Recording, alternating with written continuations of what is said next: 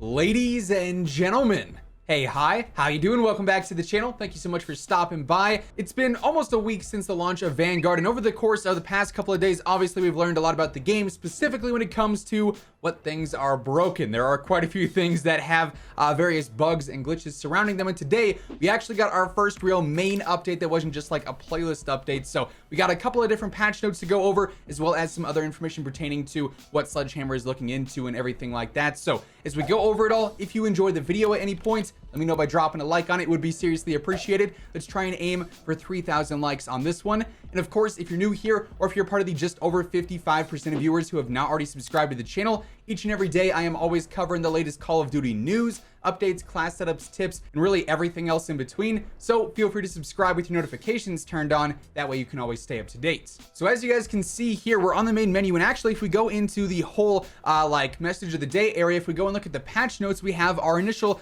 November 5th patch. This was our launch day patch that fixed various things from the beta to the full game, but we also have the November 10th update, which gives us some brand new patch notes regarding what is actually being changed today. So there's a few different things here if we go ahead and view these. So first up, for the campaign, players have not lost all their campaign progress. Save loads will deliver players to the beginning of the latest level rather than their last checkpoint.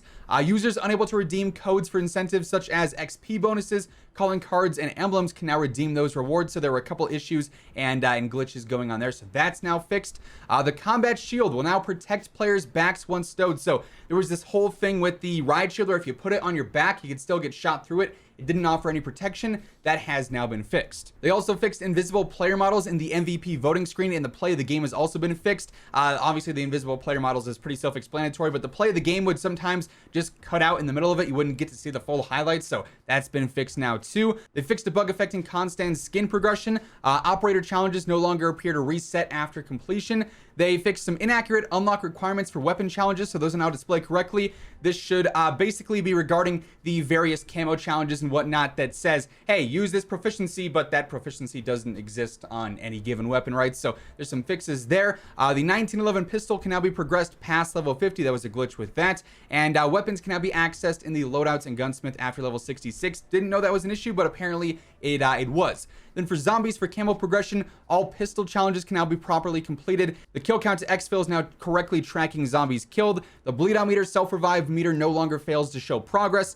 Players that die outside of the damage barrier no longer take damage over time upon reviving in the hub area. For the legendary covenants, all players should now be able to receive legendary covenant options at the altar of covenants. Players no longer return to the lobby when attempting to view their post-match unlocks, so you can actually see what you got done in a match. And then for field upgrades, they adjust an issue where players who recovered from being downed were unable to use field upgrades in rare instances. So not the biggest update in terms of just general content and overall fixes, but what they did fix here was some of those larger and more pressing issues. Also, if you notice, while we are still in game here, we got a new playlist update today. Obviously DOS House 24/7 is still there, so if you're trying to level weapons or get camo challenges done, that's probably the go-to playlist. But the trifecta mosh pit is now here. This actually features Dome, DOS House, and Decoy. Now, as mentioned, today's Sledgehammer also revealed some additional information on what's going to be changing here in the near future as far as different updates go for issues, multiplayer issues, zombies issues, all sorts of stuff like that, because we now have the Vanguard specific Trello board. So we can go through and look at all these new issues here, which is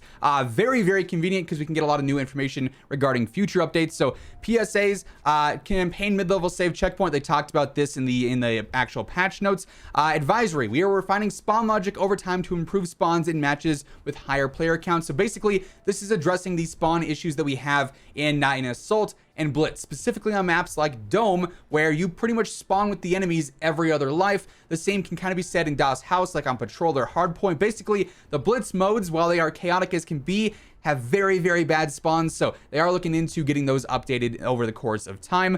Global known issues, there's an incorrect thing with a whole two-factor authentication enrollment. It pops up on your screen even if you have it already enabled. Pretty much every time you boot the game for the first time, that pops up, so they are working on getting that fixed as well. And for multiplayer issues here, we've got quite a bit to go over. There's a very, very long list of issues that are being investigated, and also some that have fixes scheduled. So let's talk about the fixed scheduled issues. Removing screaming VO from fire damaged corpses. Basically, if if you get hit with fire rounds in this game, you release a just brutal scream regardless of what character you're playing as. So they're going to reduce the VO on that.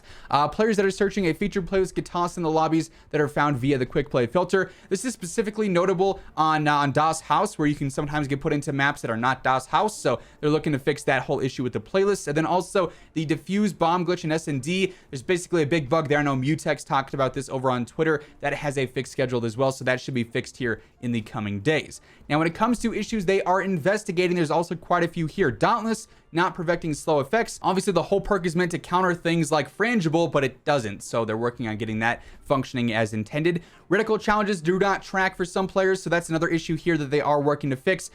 I would not suggest trying to get reticle challenges done right now because they simply do not work. They do not track well. So don't waste your time doing those because you'll have to redo it all again in the future. Care packages with wonky physics, they bounce around and they roll around. When you call one in, sometimes it hits the ground and then it's 200 yards from you. So that's also something they're working on updating here. In some instances, players feel the view will reset. The dreaded console FOV. Sometimes you'll load into games and you'll be on like 60 FOV instead of 110 or 120, whatever you're set to play on. So that'll be getting fixed here in the near future as well. Glad to see that one getting fixed because it is mad annoying to run into. Multiple users have reported some operator, weapon, and camo challenges are not tracking. They have received some fixes already in game, like we talked about the patch notes, but overall they are working to fix more of these in the future here.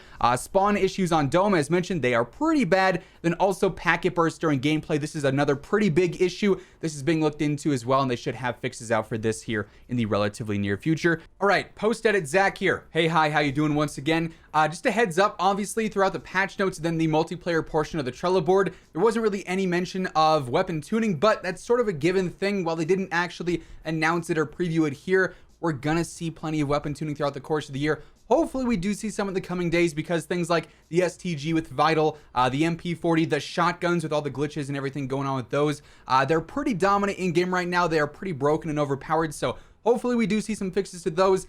If we do, I'll be sure to let you guys know, but just a heads up, despite that not being mentioned, weapon tuning is still a thing that'll be happening here soon. And then we have a couple of zombies fixes that are scheduled. Players that die outside of the damage barrier take damage over time upon reviving in the hub. I'm pretty sure some of these are actually already updated live in game. In rare circumstances, the kill count to exfil does not track the zombies killed, so we talked about that in the patch notes. Same with the bleed out meter, so these need to be updated to actually fix released. But yeah, overall, a handful of different things that they're already looking into. I'm all for the communication here. 1 week into the game, we're already seeing them avidly go out of their way to say, hey, this stuff is going to be fixed. We know it's an issue, so we should see updates to this stuff here very, very soon. And of course, if and when this stuff does end up getting fixed or we get more information on other things that they are looking into, we're going to be covering it all right here on the channel alongside all the latest updates, news, class setups, tips, and everything else going on in COD. So feel free to subscribe with your notifications turned on. That way you can always stay up to date with everything. And of course, if you enjoyed the video, let me know by dropping a like on it. Would be seriously appreciated. As always, if you want to check out any of my partners, be sure to use code IMMORTAL on all Scuff, G Fuel, Gamer Advantage, and Control Freak products. The links for all those can be found down in the description below. But once again, thank you guys so much for tuning in. And until next time, take it easy. Have an awesome rest of your day. I'll catch you guys later. Peace out.